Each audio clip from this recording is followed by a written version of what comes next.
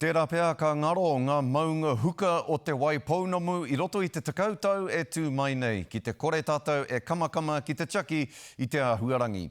Koe rā te whakatūpato a te iwi o Ngai Tahu me te ropu tai horo nukurangi. Kua ātaranga hau rātou I te oranga o ngā maunga huka 50 o te wai pounamu. Kua ki te rātou kei te rewa haere I roto I te mahana haeretanga o te ao.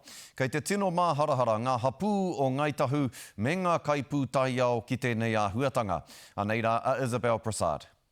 He pua waitanga o te motu hake ki te whenua, ki te haukainga anō hoki. Engari, e raru haere ana I te Huarangi. We are facing an unprecedented change to think that for the first time our people won't see those features as part of the natural landscape. Tērā te whakapai ka ngaro haere ēnei aua kōpako I roto I te tau, I te māhana haeretanga o te Huarangi. You take the ice cube out of the freezer and put it on the counter where it's warm, that thing's going to melt. And this is the same situation. And we're putting these glaciers into a hot room, so to speak. Kua oti I ngā mātanga pūtaia o te aro mātai I ngā taonga nei o te wai pounamu, mai anō I ngā tau whitu te kau. Tērā te whakapono, he hautoru o te hukapapa kua ngaro. I cry sometimes. Seriously, it's that emotional at the end of the flight.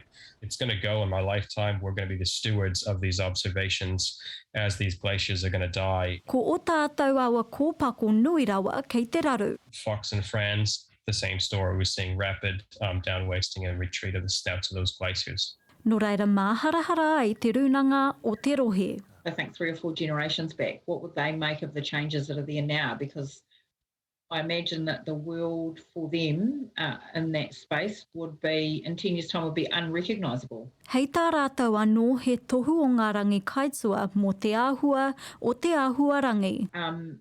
It's an indicator of other things that are going on, that it will have detrimental effects. The taonga of being able to have this right at our doorstep and years ago being able to share this with our whānau and our friends. Those opportunities are going to start to slip away into memory. He tohu me matāra I mua I te ngarohanga, I te tirohanga kanohi. Isabel Prasad, Te Karere.